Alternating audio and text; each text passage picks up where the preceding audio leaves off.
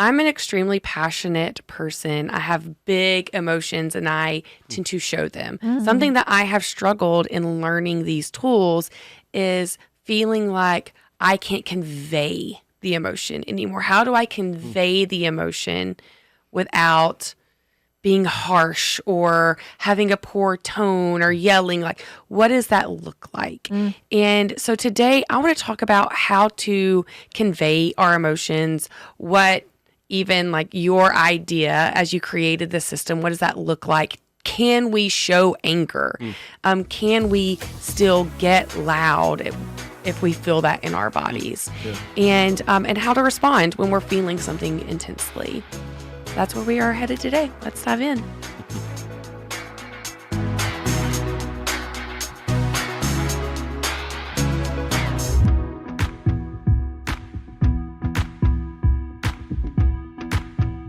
Hello, world.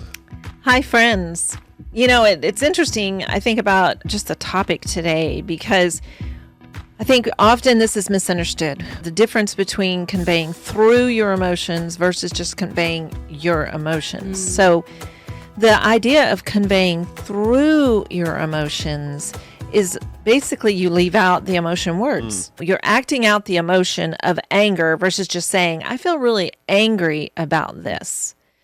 And when we express the clear definition, or not even definition, but the clear statement of, I feel anger about this, the person you're talking to, it's almost like we know this, their brain, that region of their brain lights up. And so they're more tuned in and they get it. There's not that, I think sometimes, because this is what we've been trained, right? This is all we know is to go through it instead of just saying it. So I'm going to show all my anger. I'm going to blow up and start yelling at everyone. Almost I'm obviously angry because I'm yelling at everyone, which just knocks everyone over. Whether it's in your family or if you're a business owner and you're yelling at all your employees, you're just knocking them all over. And where if I come in to a business meeting and say, whoa, I feel a lot of anger about the way this was handled, that communicates very differently. But I think that we get confused in that because we're not real good at the words, just the emotion words. Those don't come to us first. Yeah, so this is one of my pet peeves about people's perception, perhaps experience of the connection codes, is that they think that our objective is for them to be sweet. And I actually hear that word at times. People are like, oh, you just want me to be sweet. First of all, if we try to make Tera sweet, that's not really how Tera functions. We're telling her to stop being Tera, so that doesn't make sense. And I'm not saying you're not sweet at times. But Thank you for clarifying that. The point is, if we're just trying to get you to be this sweet little... Soft. Yeah, and there are people that are like that, I think, just personality-wise, I'm not sure. I don't know if they became that way. But that's not the point at all. I expect Tera to be passionate. I expect people to convey with intensity because I'm just semi-scientifically, the equivalent of that would be somebody steps on a nail. They now have a nail going through their foot, and we're calling them, challenging them to just go, oh, I feel pain. That doesn't make any sense. That's not human. There's not a human on the planet that would do that. That's just completely irrational. So I want them to scream, ow, that hurts. They're supposed to. That's what humans do.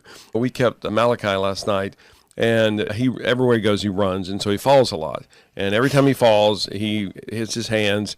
And he didn't always have stuff on his hands, but a lot of times he'd have little specks, pieces of gravel or whatever. And he'd come running over to me, and he's crying because it's the end of the world, and we're probably all going to die soon. And he's overwhelmed. Well, I expect that from him. I don't expect him to be completely casual and calm. But the difference is we're naming the emotion. I want Phyllis to be able to say, babe, I feel so much anger. Oh, anger towards you about that. Great. I can dance with that all day long. What I can't dance with, or what I at least struggle horribly dancing with, is when she either shuts down because of the anger or she just says something snide, which she doesn't do that anymore, hasn't in many years. But if she just says something biting towards me, but doesn't name the emotion, and one of the things we reference a lot is literally saying the emotion. We researched this a lot years ago, that saying the word begins the processing of the emotion, saying fear out loud, not just acting out of fear, but actually saying the word. And the byproduct of that is it also tickles that region of the other person's brain, and it becomes a shared human experience, and it becomes bonding. But that's the byproduct. You have the right, even if you're alone, to say out loud, whew, fear, fear, fear, fear, fear. Maybe you have a presentation on stage and you're feeling a lot of nervousness. You're feeling whatever, intimidated. You're feeling overwhelmed by it. Say the word fear. That's the core emotion. And as you're standing on stage, they're about to introduce you. Literally, you can whisper and just go, ooh, make sure your microphone's off. Although that'd be a great beginning of a presentation if your mic wasn't off and all of a sudden people hear, fear, fear, fear. And you're like, what is that? And then literally, like you get on stage and say, oh, that was just me processing the emotion. Because people say this all the time. They're like, oh, well, I can't do that with other people around. I don't know. I wonder. And Phyllis has, and people have seen us process together before in a group, and people are like, oh, you should never do that. I've had a lot of people go, what did the two of you just do? This couple says, we've been married 19 years. We've never done that. What did you just do? So it does make incredible conversations. Going back to what you were saying as far as just saying, I feel a lot of anger about this, or you were talking specifically, me being able to say to you, I feel a lot of anger towards you with this. And the freedom in that, this is my story, that for many years I sidestepped it. And I think many of us do that, where we, instead of just come right out and saying it, we drop hints, we come at it almost in a sarcastic way. That's a lot of sarcasm is that. And it's, to me, that creates a ton of confusion and almost like this, like it's a little jab. It's just a little jab, a little pinch. It's just a little pinch. But it doesn't even release the true emotion. You're still keeping it in a cage. You're still keeping it inside your body. You're holding it in your body, and it's just doing so much damage versus just saying the sentence. But I had this conversation with someone recently, and they said, oh, in our family, we're real good at just speaking truth. And I asked, what does that look like? Right. And what was interesting is that what the conversation went on to say, or this person said, that it is just, she calls it truth, but it's really being able, just yelling if, and these are all adults now, but like she was saying, yeah, if my sister is mad at my dad, she'll just stand right there in front of all of us and yell at him. Yeah. So we're real good at sharing our emotions. Right. I'm like, see, that's where I think all this gets lost too often, because that's not what we're talking about. We're actually saying, Dad, I felt really angry that you just took my car and didn't even ask me if you could take my car. But that still sounded very sweet.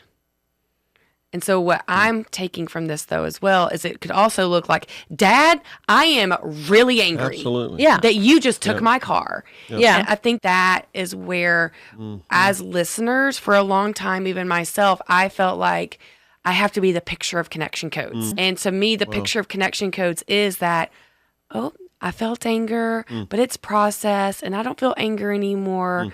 Or I felt hurt and now it's gone. Yeah. Like I have to talk about the emotion in hindsight even and not in active time. And that, I think that goes against even my inner, because anger is my favorite emotion. Like we talk about that. I love it, but I do feel it in this very intense passion, bold anger. And I didn't feel like I could convey it that way. Wow. So I want to point that out. No, that even was good. How you were sharing that was good. It is very tender. And there are times with our oldest, oh, I love it, that she gets hit with anger and she'll say it, but her tone is not how I was ever allowed to talk to my parents. Her tone is bold and loud and fueled with anger. Yeah. And our internal wiring, based on how we were raised, is no, you will not talk to me like that. Yeah. And there have been a few times where that has started, and I'm like, no, Wes, I want her. I want her, if she gets angry like this, to be able to stand up to a man and be like, you will not talk to me this way. You will not do this. I want her to tap into this anger. Now, how she uses her words matters. She can't call us names. She can't puncture us. But I want to feel that intensity from her. Yeah, what does puncture mean? She can't be like, you're the worst parents ever. I hate you. That's not okay. Although I would say, and I get that. I don't know if you're talking about with an ice pick or something. I No, agree with that. she's not going to do that. I haven't talked to her recently. I don't know if that's a new thing for her. But I'd rather her say that than not say it. If it's there and if she's just pushed by it, I'd rather her go. And I'm not voting for it. I'm not agreeing. I'm not condoning. I'm not putting a check mark by it. I'm not saying, oh, that's beautiful. That's great. No. But you'd rather her say it. Because you'll process through it together. And if she, and I know there's a delicate balance in that. I'm not talking about her cussing you out and stuff. Although I would say even then, I'd rather just go ahead and be said. Because if it's in there, we can process through anything. What we mustn't do is just stuff it. And I learned, I have no idea how old I was. My father passed away when I was 8. I got backhanded so many times as a kid because of something that I said long before my dad passed. I learned, you just shut up. You are not allowed to convey anything. Okay. That's an option. You can live your life. And I know, we all know tons of families where it's yes, sir, no, sir, yes, ma'am, no, ma'am. And the parents say, we demand respect. You can't demand respect. You can force behavior just from punishment or whatever.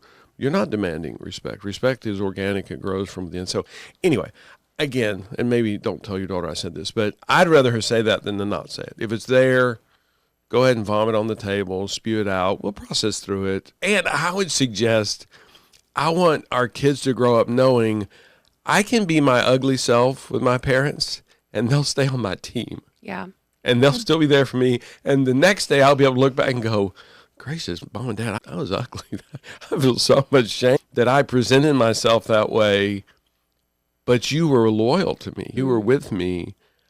I would, again, I'm not saying it's good or right or correct, but I'd rather that than the child who toes the line. And we got fussed at. I remember so much our peers with our kids growing up who said, you don't demand that your children say yes, sir, no, sir. You're never going to have the respect of your children. And it's not true. I hear that completely. I'm on that team for sure. I think that there is this like double standard of what we expect from our kids, that they can't speak to us in that tone, yet we speak to each other in that tone all the time. Yeah. And so I am fortunate that I'm aware of that because Wes and I clue each other in when we start to go back to that old wiring of, you're not going to talk to me like that. But I did feel for a long time that I could not show the emotion that I was feeling, that I had to come from it from a soft, gentle, you hurt me, I'm feeling hurt by you, because I needed to appear super regulated. But one of the things, Glenn, that you have said previously that I so love that you have shared on this podcast, when couples come to you and they've been married for 30 years, 40 years, 12 years, and they've been living in just absolute terror for every single day of those years, you get core level anger that they didn't get angry soon enough. Yeah. That they didn't show that emotion soon enough. And so if I'm talking with someone, I was talking with a friend and we were talking about this tone, like, how do we watch our tone with our spouse? We want to be respectful, and I don't want to use a bad tone because then that shuts them down. But they were losing identity from their spouse continuously. Yeah. And it's, no, do you let him see your anger? He needs to see your anger. I want you to get angry about this loss of identity and convey it in a way where he can see it. And so tell me your experience in that. And let me just mention that we reference secondary anger versus primary anger. Secondary anger is anger, and it's valid, it's real. We're not saying that it doesn't count. It's not pretend anger, substitute anger, artificial anger.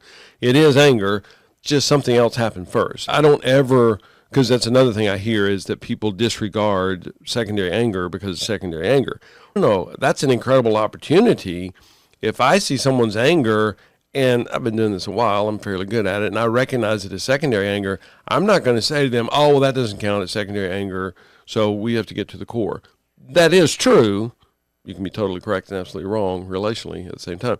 But I just want to follow their energy and find out what happened before the anger. And again, we're talking a microsecond, but it happened before. So now I've completely forgot your question. Shoot, say it again. About your experience in coaching people that they didn't get angry soon enough and what that could look like for them how to convey Yeah. when Yeah. when you lose identity with your partner, or when you're living in that day to day. How can we convey in a way that is effective? Phyllis, like what you had said of using those core words, but also showing what we're feeling without also intentionally hurting our partner. I feel like I live with one of my favorite case studies in that, because she's 62. She was way into her 50s before she ever even would consider that she did experience anger, because anger was bad. Anger was wrong. Anger was an abyss. Is that the word you used, an abyss? I forget what you called it. Hole or something. Yeah. And so from a very good heart, and I would suggest with our religious background, from a godly heart, a righteous heart, that she's, oh no, I don't have anger. There's no anger for me, which didn't change anything. It changed the effect, but it didn't change the fact that she did experience anger. In the last, whatever it's been, few years that Phyllis has began touching anger. Sorry, I didn't mean to say your name to identify who it was I was talking about. I'll try to keep it anonymous, just to protect you. It has not been perfect. Is that fair? I don't want to overstate it. There have been a few times that it's thrown me where I was like, what is it? Because I wasn't used to her like this. We've been together approaching half a century. We've known each other. But I've just delighted in it. And again, when I say it's thrown me really for a few seconds, literally like 3, 4, 5, maybe 10 seconds, where I'm like, what the heck's happening here? And they're like, oh, it's anger. Okay. And it helps me so much whenever she's able to say, even if she's just able to say the word, just say anger. So I just encourage everybody on the planet, certainly partnered pairs, just to be able to say it, to say, whew, bunch of anger, a lot of anger. I'm not even sure what's happening here, but there's a lot of anger. Now, I will say this, and this is the reason we're trying to reach 8 billion people. It helps so much if the other person involved, whether a spouse, a partner, or whatever, is an ooer. If they're able to go, oh, wow, okay. I'm not getting it yet, but I hear you. I'm with you. Those are all oohs. You're just slowing it down. And then if they can use the 3 phrases, go, so hold on, help me get that. Because I'm missing part of it. What's happening for you? What else is happening for you? Now we're in amazing territory. But even if the other person's not a connection coder, if they're not an ooher, they're not a 3-phraser, you can still convey it. We have the right of request, not the right of demand. You just ask them, hey, could you just, if they don't know the language, the connection codes language, could you just be present with me? I really need to process this, and I want to process it with you because you're my best friend. Could you just be present and safe for me? And the other person has the right of refusal. The other person has the right to go, nope, not doing it. I'm not going to be safe for you. You just need to stop acting like this. You need to stop feeling anger. So that gets really, really difficult and sticky. But the person still has the right to convey what's happening for them in the moment, always.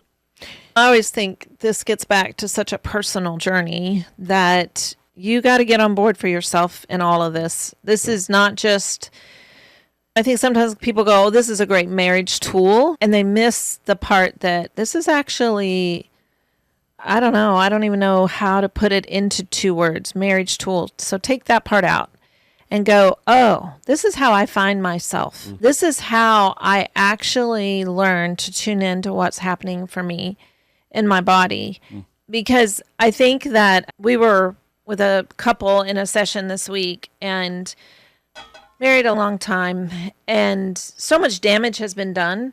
Mm-hmm.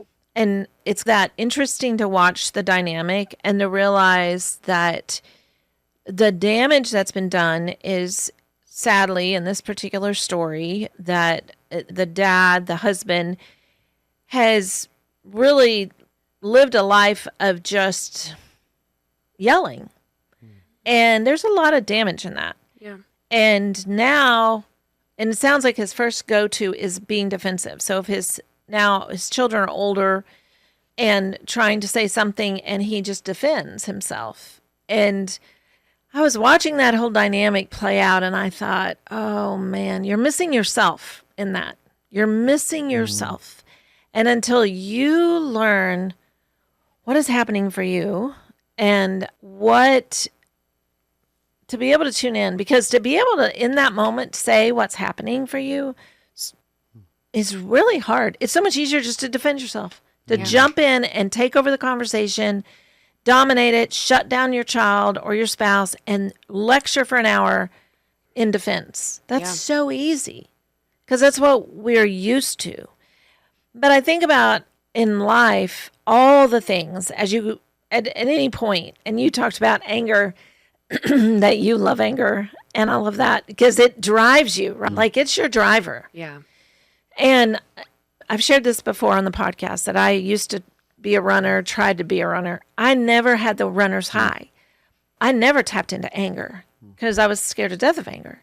So I was just experiencing running through pain, like sad and hurt. This hurts my body. I feel really sad about it. But I'm doing it because I want to be with my girls who at the time were runners. But I never got that driver, right? And so I missed out on so much. I didn't understand how much I was missing out on. And that's just one little piece of the anger that I missed out on. And then I think about just all the years of not knowing how to process that for myself and how destructive it is on your body. The body keeps the score. We reference that work a lot. And it's, so if you get on a health kick and you start to go, okay, I want to eat better. I want to move my body more. I want to learn how to breathe. I want to do all the things. That's great. And this is part of that journey is learning how to tap in and communicate your emotions really well. But that's first a solo thing. You got to do it for yourself. And then you've got to be able to say it in a way that doesn't just destroy everyone in your path. And I think that's the topic today, the difference between just saying the emotion versus using the emotion as a weapon. Yeah. Going through the emotion, which means, okay, what would anger look like to most people? You put up a bunch of short videos and you can go, oh, that person's obviously angry. They're screaming and yelling. And, oh, that person's crying. They're most likely sad. And we can tag it, but often we can't just, as the person, say it. Yeah. No, I'm so glad you brought that up. I think it's an incredibly powerful point because there is a difference in processing the emotion of anger and feeling it and its intensity and just yelling through it and chopping down anything in your path because that's what you're experiencing. And so really knowing the difference of those two options, one is processing anger and one is unprocessed anger, catching everything on fire. And that is so many of our stories. If we lived in a house with a yeller or we ourselves are the yeller, that actually is the most disconnecting way to show up. It is, it will not connect you 10 out of 10 times because you're not going to get to the core. You're not going to get to the root of what you're actually experiencing. But to be able to name it, to be able to recognize what's happening for you, to be able to share that in a way that honors like the intensity that you're at. I'm not talking about you're at a level 3. We talk about feet. You're at a 30 feet of anger, 30 feet of hurt. Being able to convey what that looks like while using it, while processing it and using it to connect with others. I think that's a really powerful point. Yeah, I think of the Connection Codes book and the little section in it called 150-10. And this, I have no idea how many years ago, a long time ago, but a couple was in my office. And she was yelling at him. And he was an incredible ooer. And it was only we weren't far in. I'm sure at least 2 sessions, if not 3 or 4. But she got going, and she's just yelling at him, and she said, you do this 100 times a day. And I'm pretty good with math, and so I quickly do the math. I'm like, that's once every, I forget how long. That's a lot. 100, I don't know. There's not many things other than breathing. There's not a whole lot of things you do 100 times a day. And but he just oohed her. And he would have been totally correct to say, that's not true. That is very inaccurate. I do not do that 100 times a day. Let's do the math, babe. I'll show you. I couldn't do that 100 times a day. He didn't. He just oohed her, which is completely unfair to him. But she mattered to him. And then she said a few more yelling sentences, and then she said, it might not be 100 times a day, but it's at least like 50. And again, it's like, I doubt it. And he oohed her. And then she got to 10 times a day, and he just oohed her. And then finally, it began the pain that and it was anger too, but it was built on the pain, secondary anger, built on the pain. And she finally started processing that, and she goes, I don't know how often you do this, but it feels like a lot, and it really hurts. Wow. And he oohed her, and she started crying, and she just leaned into him. And I'm like, that's a training video. If we could get everybody on the planet to watch that video and then do it, we change the world. And it was all built on him oohing her, being present with her. He would have won the court case. Any court in the land would have agreed. He does not do that 100 times a day, or 50, and probably not even 10. And he didn't care, because she mattered to him. He wanted to find out the Connection Codes protocol. Every emotion is an opportunity to connect. And he got that. And he's, there's a lot of emotion here. She's not naming the emotion. She's not stating it. She's getting an F- in the Connection Codes, but she's conveying something. And that whole thing, I don't know, in time, it probably took way under a minute. And if we could get everybody's conflicts down to a minute, I always say 30 seconds, I'll take a minute. Yeah. 2 minutes, who cares? Phyllis and I specialized in 3 weeks. So 2 minutes, huge victory. And it was just a beautiful, of course, I'm sitting over there with popcorn and a drink, just observing, because I'm not needed anymore. They are connecting. I'm just a tool. I'm a means to an end. And the tool has been used. I've accomplished my coaching purpose there. For the listeners, I would say, just learn to ooh. We say facetiously, go to Amazon.com, get an extra large box of oohs. We mean it, not the Amazon part, but just ooh all day. I don't care what somebody says. I'm not saying it's great. I'm not saying it's good or right. But if somebody cusses you out, just ooh them. Be like, ooh. Wow. I have to be careful with that, though. I know. I always have always to put a caveat yes. of, we are not condoning an abusive relationship. And if that's an ongoing thing, you need to get out of there. Yes. I'm talking about the worst day of Tera's life, worst afternoon, worst moment of the year for her. I want Wes to ooh her. Yes. Yeah. Now, if she's like that every day, ongoing, at some point I got to go, dude, you can't live with this. And that's when we want you to tap into what's happening for you. Yep. That is the key right there. We want you to get angry about the way that you're being treated. We want you to say, this is not okay. I am not living like this. I had a conversation with a woman this week, and I have a little fear in saying it out loud, but that's fine. And she said, the Connection Codes did not save my marriage. It saved my life. Wow. I left my marriage because I finally tapped into what was happening for me, and I realized I cannot live like this anymore.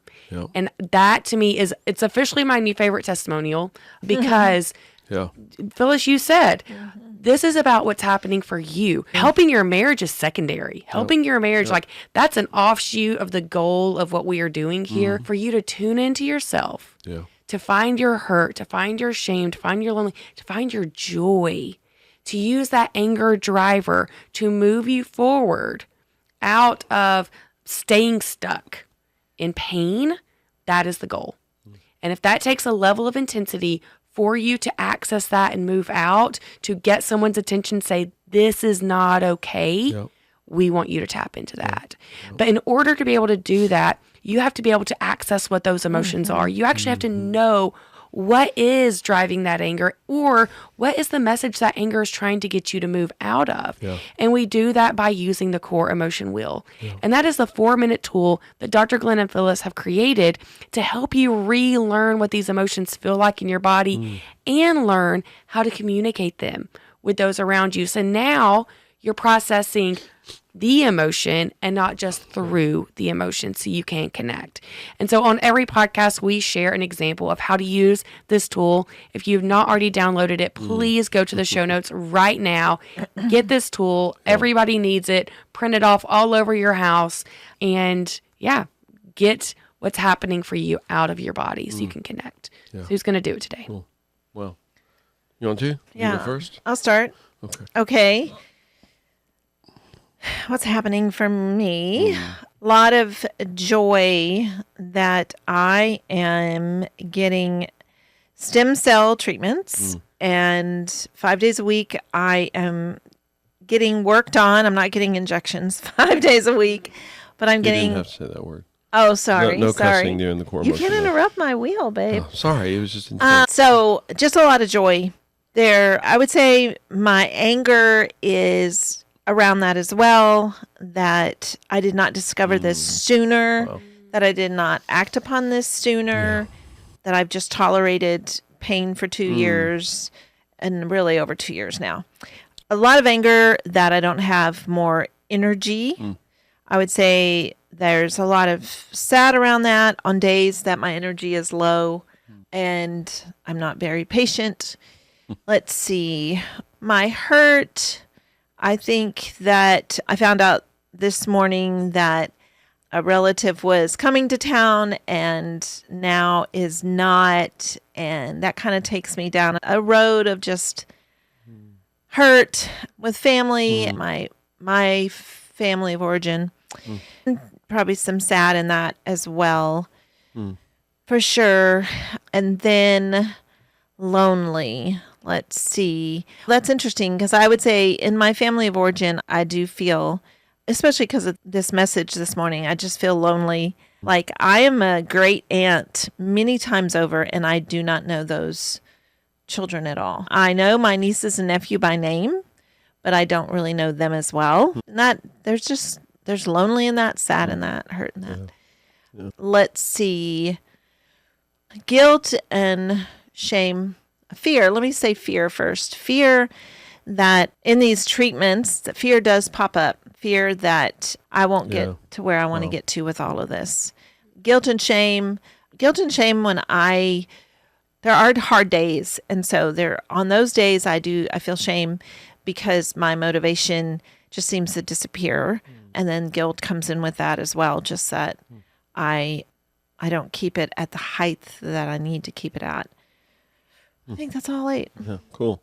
Thank you. I'm going to start with lonely because I've really had trouble pinpointing that lately. But I think probably my main lonely experience is trying to connect with our coaches. We have so many now, and it's such a long list, and it's just too many. I just can't. I don't know how to get to all of them, and I love connecting with any and all of them, but it's a long list. Is gracious, how can I can't. I need to replicate who's the X-Men guy? I forget, where he's able to replicate himself. I got to learn to do that. That'd be cool. And then I'd have a walking partner all the time. We can both be on our headsets with. Sorry, I'm supposed to hurry. Let's see. I felt sad yesterday talking to a coach just about a situation. It's a partner pair that they're in. A church hurt situation is just so sad. It's just gross. And a lot of anger in that too, because church, oh my goodness. I think the vast majority of people's pain, trauma, hurt experiences are with family and church. I think for at least in the United States, that covers just about all of it, which theoretically those are the people we're around the most, but still those should be places of haven and comfort and peace. So a lot of anger in that. Tons of joy with you. I'm so proud of you.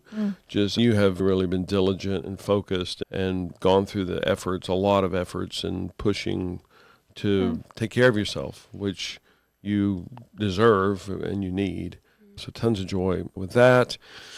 Let's see, hurt. We had some real nasty hate mail the last couple of weeks, and there's a little bit of hurt in that. More fear for the people involved than hurt, but some hurt. And let's see, guilt and shame.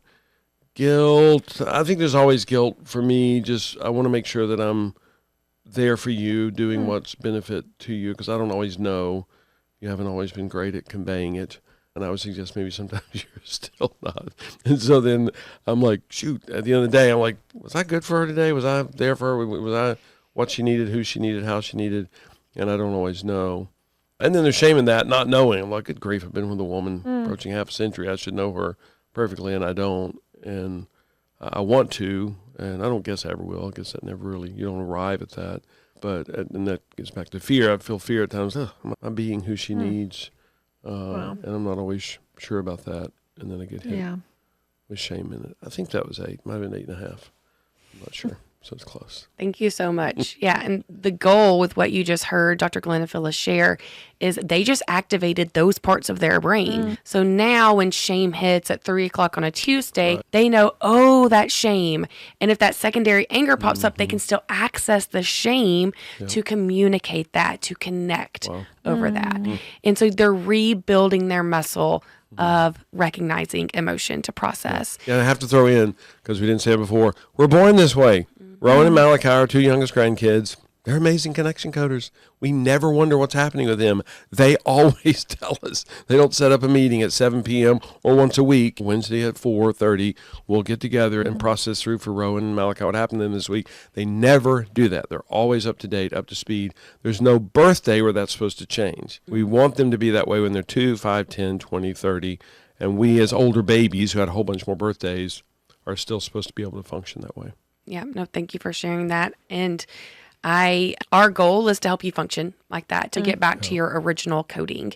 And so again, there is a link to the core emotion wheel in our show notes. Practice it with yourself, practice it with a safe person so you can also build that muscle. Thank you for our listeners that show up every week. We have so much joy, especially when we hear from you, your emails, when you reach out, connect on Instagram or social media. It is so connecting and it drives us to move forward. Your reviews mean the world to us. And so we thank you for being here. Thank you for that 5-star review. If you've not already left one yet, it is so quick and easy to do, whether you're on Spotify or on the podcasting app or on YouTube. Go ahead and subscribe. That is incredibly helpful for us in our mission to grow and share these tools with the world. At the end of the day, we do all of this because you need this. You deserve this. So let's do this. Let's do this.